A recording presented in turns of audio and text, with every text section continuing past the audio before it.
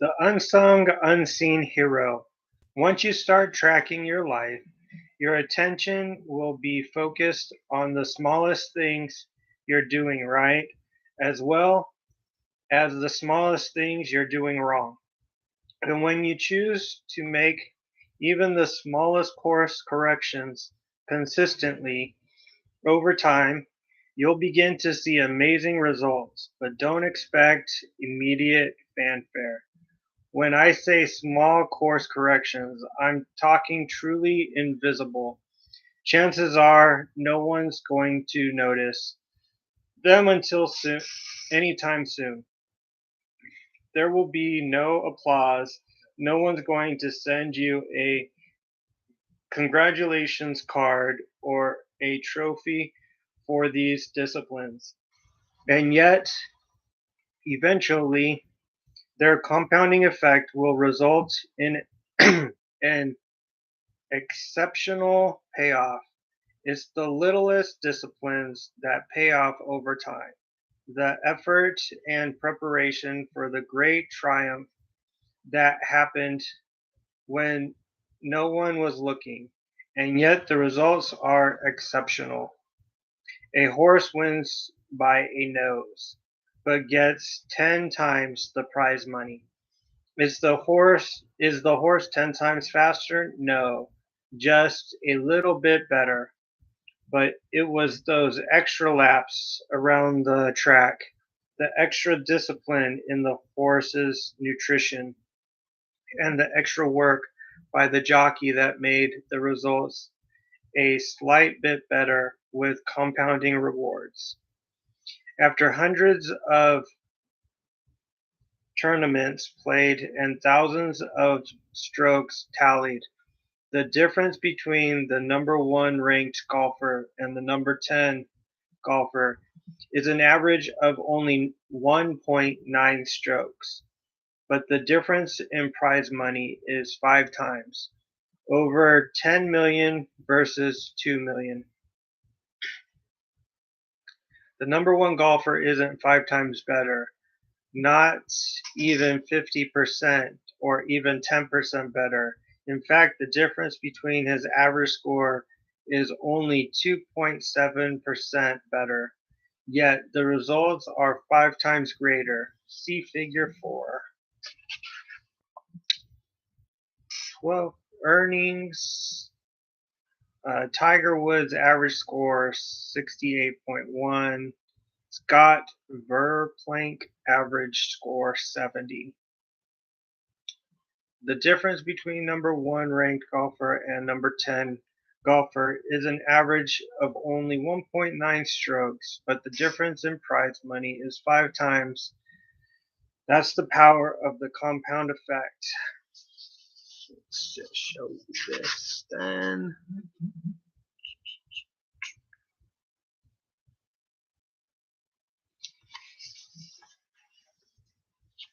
That's the power of the little things adding up. It's not the big things that add up in the end. It's the hundreds, thousands, and millions of little things that separate the ordinary from the extraordinary. To be one stroke better requires countless little things that don't get accounted for. When you're putting on the green jacket, let me give you a few more ways tracking small changes can result in huge payoffs. Take a walk. I was mentoring a CEO of a sizable company doing more than 100 million in sales annually. Phil was an entrepreneur and founder of the company.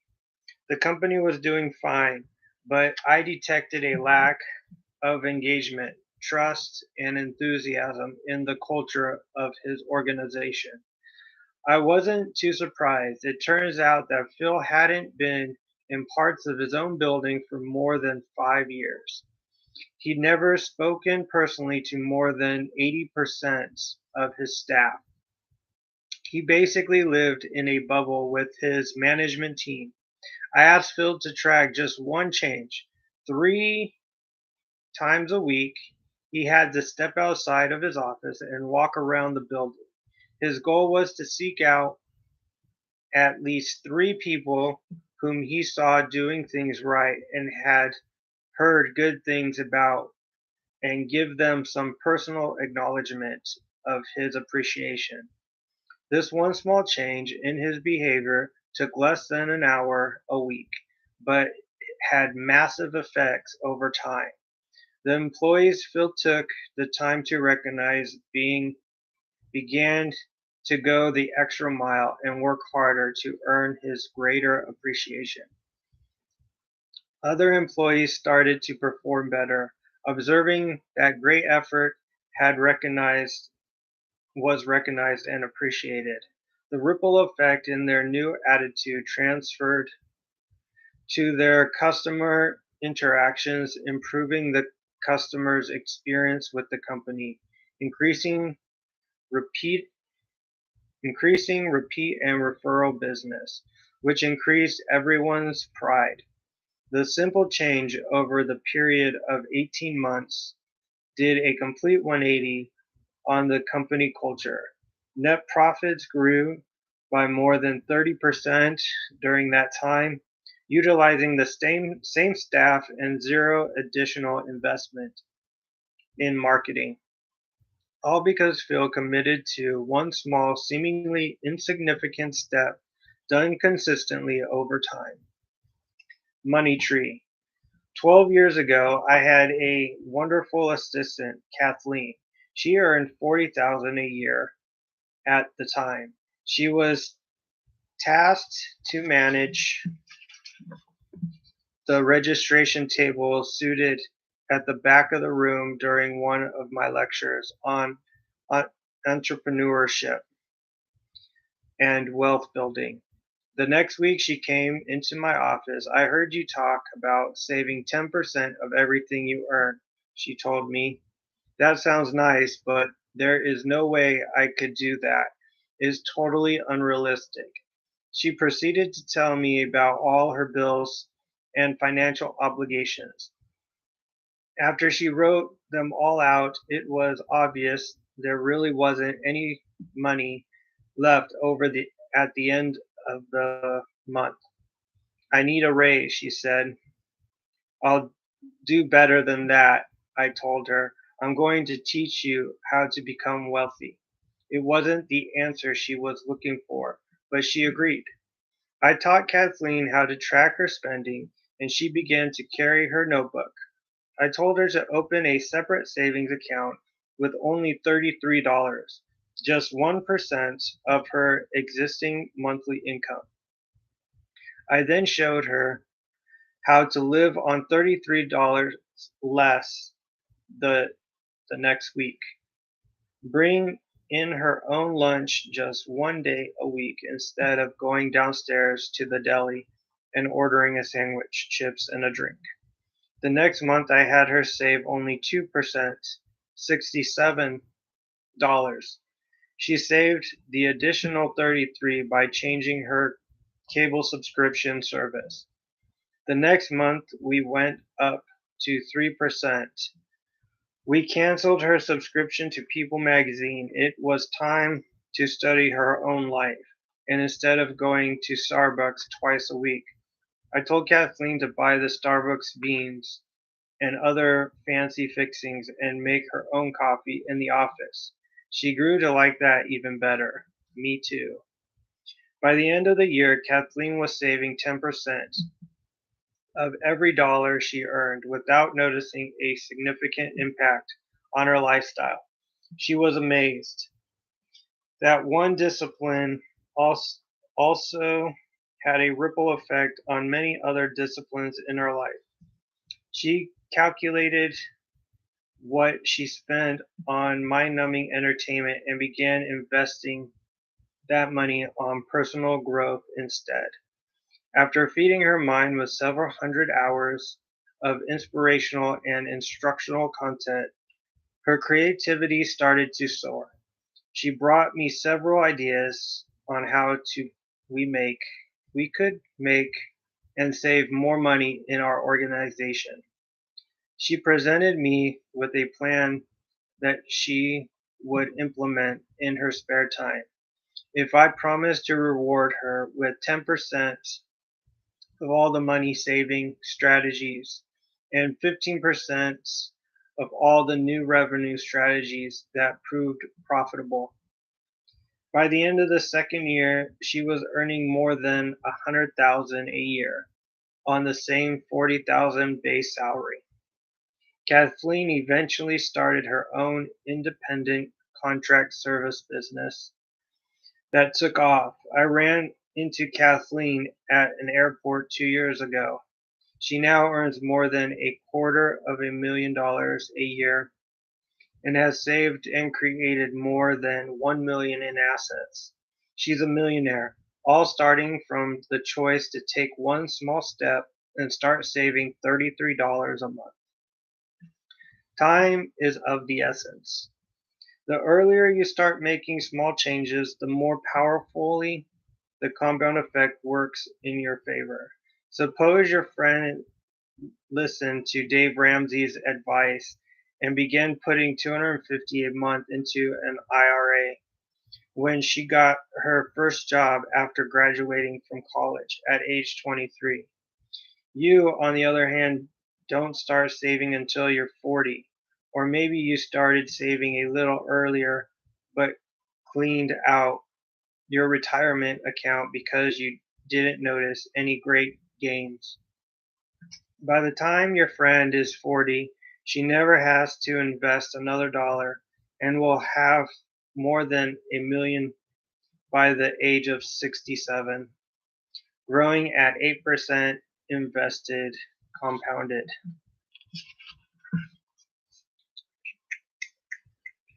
Power of the compounder friend you.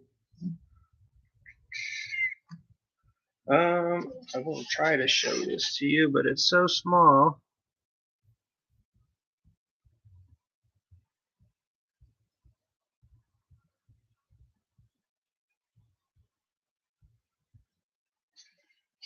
All right.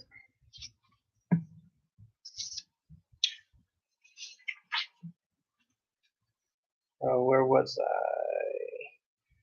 By the time your friend is 40, she never has to invest another dollar and will have more than a million by the age of 67, growing at 8% interest compounded monthly.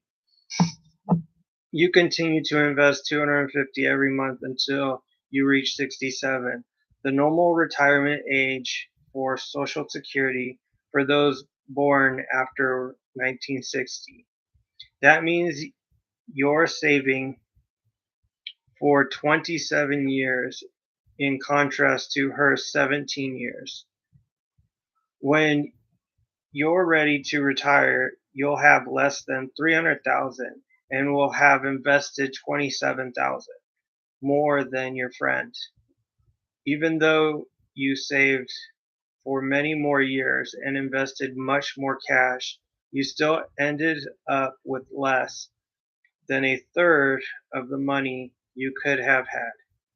That's what happens when we procrastinate and neglect necessary behaviors, habits, and disciplines. Don't wait another day to start the small disciplines that will lead you in the direction of your goals. See figure 5. Are you telling yourself that you're starting so late that you're already way behind the 8 ball and can never catch up? That's just another tired tape in your head. It's time to turn it off. It's never too late to reap the benefits of the compound effect. Suppose you've always wanted to play the piano but feel it's too late because you're about to turn 40. If you start now, by the time your retirement age, you could be a master, as you'll have been playing for 25 years. The key is to start now. Every great act, every fantastic adventure starts with small steps. The first step always looks harder than it actually is. But what if 25 years is too long? What if you've only got time or patience for 10 years. In Brian Tracy's book, Focal Point, Amacom 202, 2002, he models how to improve any area of your life by 1,000%. Not 10% or even 100%, but 1,000%. Let me outline it for you. All you have to do is improve yourself, your performance, and your output and earnings by 0.1% each workday. You even get to slack off on weekends. That is 1/1000th. Do you think you could do that? Of course, anyone could do that. Simple. Do it each day of the week and you'll improve by 0.5% each week. Translation, not much, equaling 2% each month, which compounded adds up to 26% each year. Your income now doubles each 2.9 years. By year 10, you can be performing and earning 1,000% what you are now. Isn't that amazing?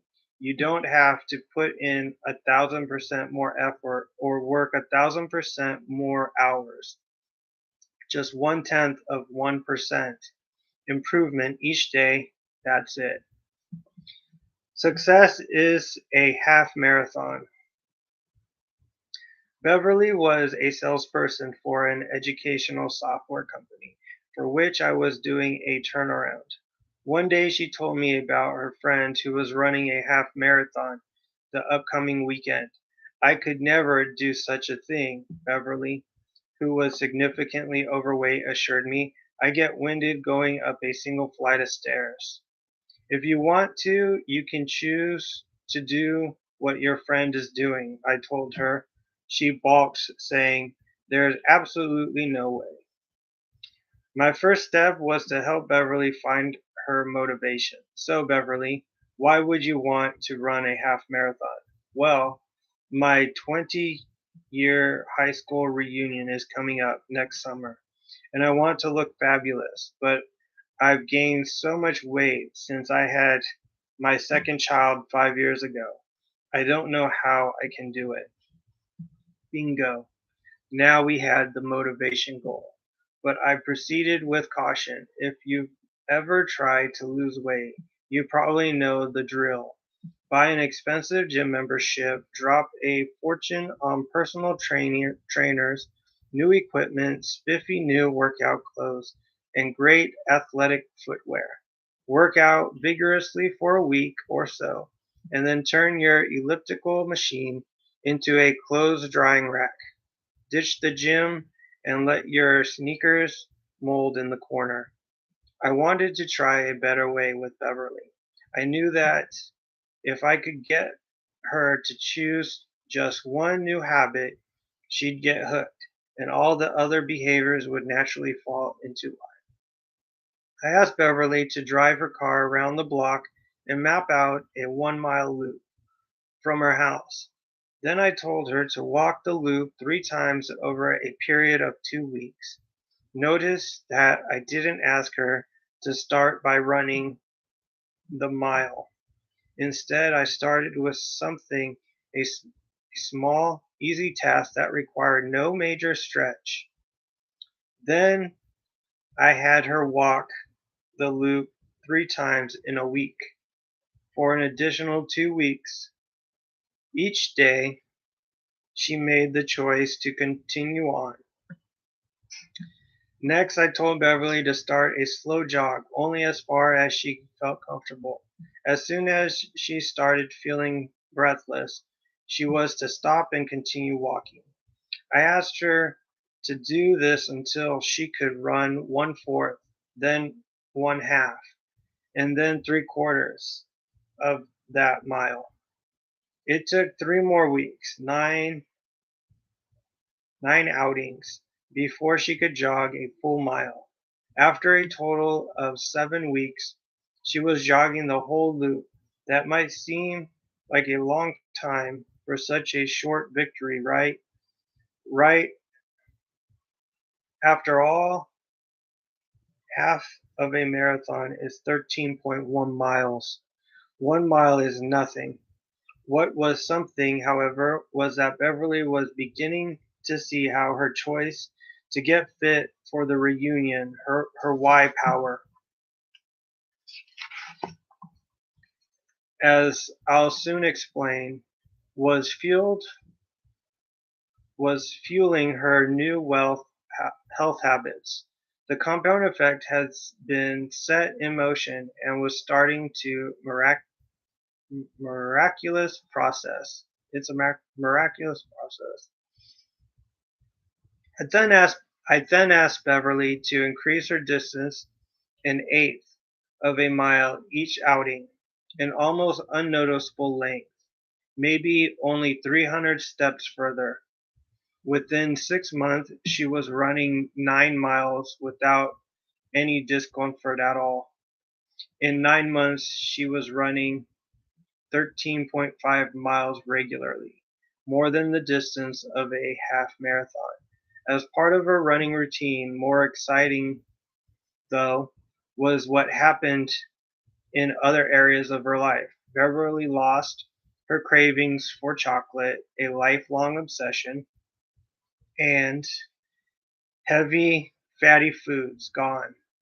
The increased energy she felt from the cardiovascular exercise had better eating choices helped her begin more enthusiasm to her work.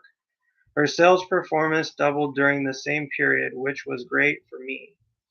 As we saw in the previous chapter, the ripple effects of all this momentum raised her self esteem, which made her more affectionate toward her husband. Their relationship became more passionate than it had been since college because she had renewed energy. Her interaction with her children became more active and animated. She noticed she no longer had time to hang out with her Debbie Downer friends, who still gathered together after work for greasy appetizers and drinks. She made new healthy friends in a running club she joined, which led to a whole host of additional positive choices, behaviors, and habits. Following the first conversation in my office and Beverly's decision to find her why power and commit to a series of small steps, she lost more than 40 pounds, becoming a walking and running billboard for fit and empowered women. Today, Beverly runs full marathons. Your life is the product of your moment to moment choices. In our Success CD, May 2010, TV's Biggest Loser fitness trainer Jillian Michaels shared with me a powerful childhood story. When I was a kid, my mom would have these elaborate Easter egg hunts for me. I would run around the house, and when I would get close to a hidden egg, she'd say, "Oh, you're warm." You know, you get closer to it. "Oh, you're on fire." And then you move away from the egg, and she'd go, "Oh, you're cold, you're freezing." I teach contestants that on a moment to moment basis. I need them to think about their happiness and their ultimate goal as being warm. How every choice and every decision they make is the moment in the moment is getting them closer to that ultimate goal. Since our outcomes are all a result of your moment to moment choices, you have incredible power to change your life by changing your choices. Step by step, day by day, your choices will shape your actions until they become habits. Where practice makes them permanent, losing is a habit, so is winning. Now let's work on permanently instilling winning habits into your life. eliminate sabotage habits, and instill the needed positive habits, and you can take your life in any direction you desire to the heights of your greatest imagination. Let me show you how. Put the compound effect to work for you. Summary action steps. What area, person, or circumstance in your life do you struggle with the most? Start journaling all the aspects of that situation that you are grateful for. Keep a record of everything that reinforces and expands your gratitude in that area. Where in your life are you not taking 100% responsibility for the success or failure of your present condition? Write down 3 things you have done in the past that have messed things up. List 3 things you should have done but didn't. Write out 3 things that happened to you but you responded poorly. Write down 3 things you can start doing right now to take back responsibility for the outcomes of your life. Start tracking at least one behavior in one area of your life you'd like to change and improve, e.g., money, nutrition, fitness, recognizing others, parenting, any area. Right, that's the end.